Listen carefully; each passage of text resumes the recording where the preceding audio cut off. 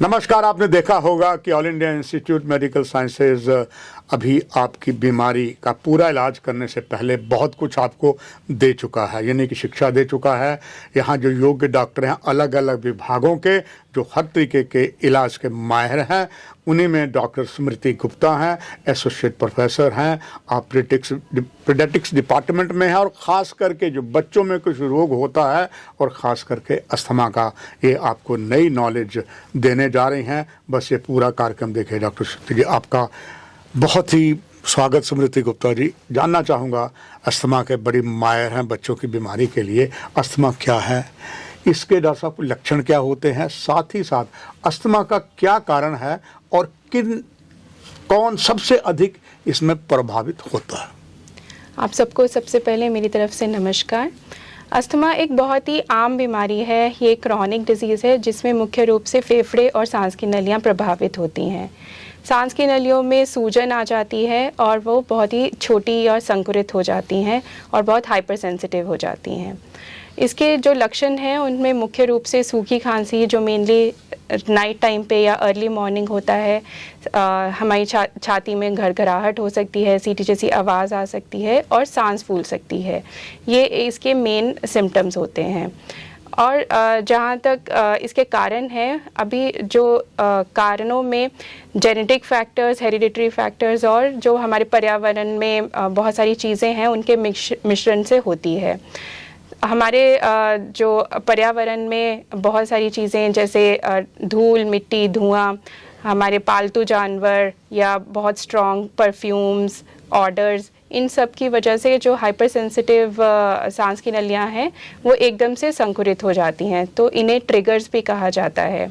दूसरा, जिन बच्चों में और एलर्जीज ज़्यादा होती हैं, जैसे नाक की एलर्जी या चमड़ी की एलर्जी, आँखों की एलर्जी, उन बच्चों में भी अस्थमा होने के ज़्यादा चांसेस होते हैं।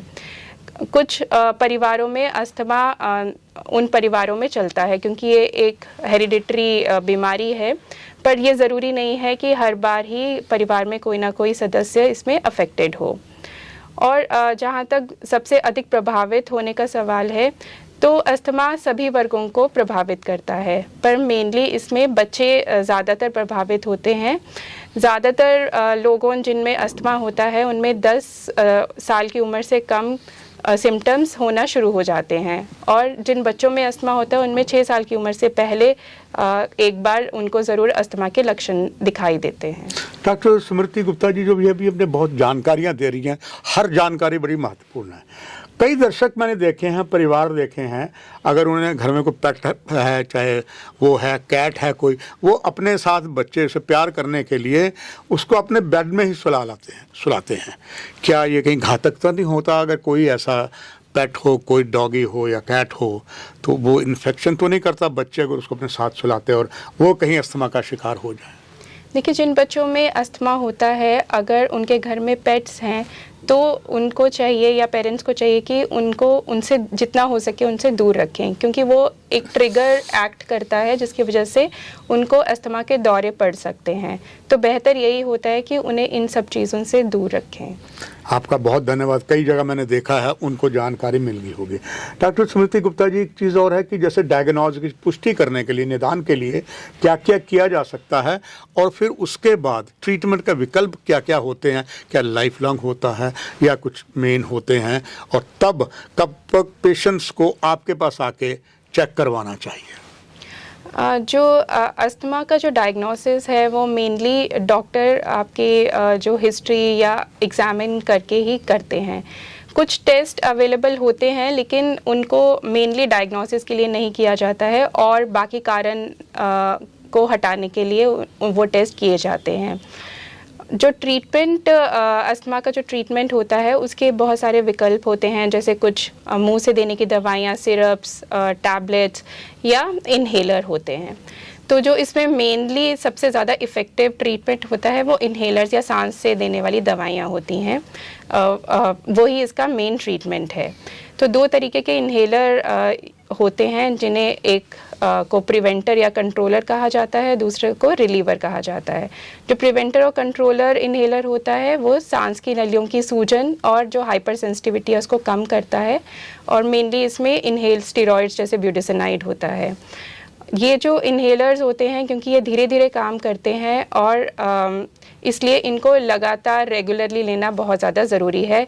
इवन अगर बच्चा बिल्कुल नॉर्मल भी हो गया हो तो भी इसे लगातार देना ज़रूरी होता है। जो रिलीवर इन्हेलर होता है वो उसी टाइम एक्ट करता है जिस टाइम पे बच्चे को सिम्टम ज़्यादा होते हैं, क्योंकि वो एकदम से सांस की नलियों को खोल देते हैं। उन्हें लगातार देने से नुकसान ज़्यादा होता है और फ़ायदा कम होता है। इसीलिए जैसे एस्थलीन या लिवोलिन होता है जो इन्हेलर, इसे लगातार नहीं देना चाहिए, सिर्फ जब सिम्टम्स आते हैं उसी टाइम देना चाहिए।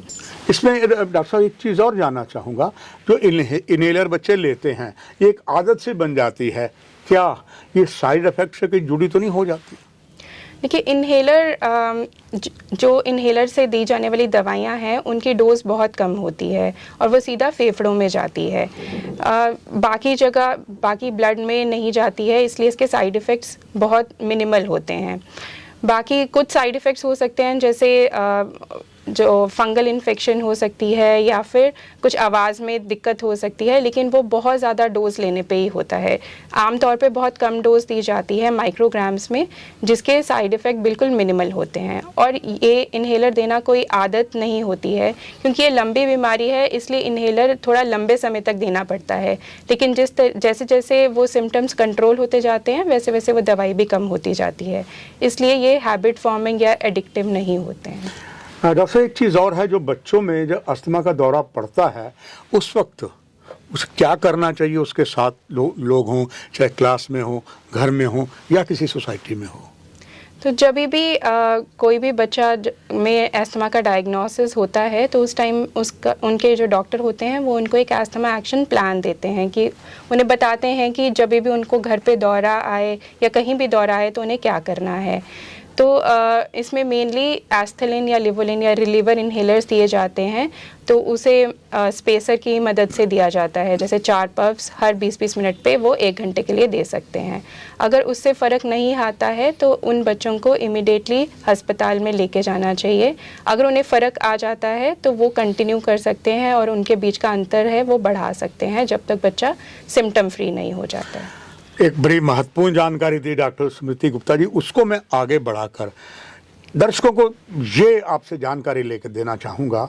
आजकल स्कूलों में हाईटेक स्कूल हो गए हैं, कंप्यूटर भी लगे हैं, सब कुछ लगा है, खाना भी बच्चे साथ ले जाते हैं, इकट्ठे बैठते। ऐसे में जो स्टूडेंट होते हैं उसमें से किसी को अगर अस्थमा है, इन्हेलर उसको रखना चाहिए क्या? ये चीज़ उसके क्लास फेलो को, उनके टीचर्स को मालूम होनी चाहिए कि कहीं अब बच्चे को ऐसा हो जाता है तो इन्हेलर उसके पास है। उसके लिए दर्शकों के लिए आप क्या जानकारी देंगे? तो जिन बच्चों को अस्थमा है उन्हें हमेशा अपने साथ में ये इन्हेलर रखना चाहिए, और उनके टीचर्स में भी ये उनको पता होना चाहिए कि अगर ऐसे स्कूल में किसी भी बच्चे को अगर ऐसा दिक्कत हो जाती है तो उनके पास एक फ़र्स्ट एड बॉक्स होना चाहिए, जिसमें उनके पास ये इन्हेलर स्पेशली जो एस्थलीन या लिवोलिन है और स्पेसर या मास्क होना चाहिए। नेबुलाइज़र ज़रूरी नहीं है कि हर जगह नेबुलाइज़र अवेलेबल हो, तो स्पेसर और MDI होना ये सबसे ईजी होता है, सबसे कहीं भी आप इसे ले जा सकते हैं, बच्चा अपने बैग में रख के ले जा सकता है, तो इसलिए हमेशा ये बच्चे को अपने पास में रखना चाहिए। और डॉक्टर साहब, दौरे को कैसे उस वक्त रोका जा सकता है? एक तो इन्हेलर हो गया, और अगर इन्हेलर उसके पास नहीं है या और दौरे को रोकने का क्या क्या किया जा सकता है उसके लिए? दौरे को रोकने का सबसे जो इम्पॉर्टेंट चीज़ है वो है कि जो बच्चा जिसको अस्थमा डायग्नोस हुआ है वो अपना जो दवाई है वो रेगुलरली ले। जो प्रिवेंटर इन्हेलर है वो रेगुलरली अगर लेता है तो उसके दौरे होने के चांसेस काफ़ी हद तक कम हो जाते हैं, और उसे अपने डॉक्टर को हर 3 से 6 महीने पर समय समय पर दिखाते रहना चाहिए। अपने जो सिम्टम्स हैं वो पेरेंट्स को मेनली ट्रैक करते रहना चाहिए कि किस सीज़न में जैसे बच्चे को ज़्यादा सिम्टम्स हो रहे हैं तो उस चीज़ का ध्यान रखना चाहिए, किस चीज़ से सिम्टम ज़्यादा हो रहे हैं, जैसे पेट्स आपने कहा, और भी बहुत सारी चीज़ें इन्वायरमेंट में होती हैं जिनसे सिम्टम्स बढ़ सकते हैं, तो उन चीज़ों का ध्यान रखना चाहिए, उन चीज़ों से बच्चे को दूर रखना चाहिए। आजकल एयर पॉल्यूशन बहुत ज़्यादा हो रहा है, तो और हमारे स्मार्टफोन्स होते हैं जिनमें एयर क्वालिटी इंडेक्स आता है, तो हमें अपने एरिया का वो एयर क्वालिटी इंडेक्स हम पता लगा सकते हैं और उस टाइम पे बच्चे को बाहर जाने से रोक सकते हैं।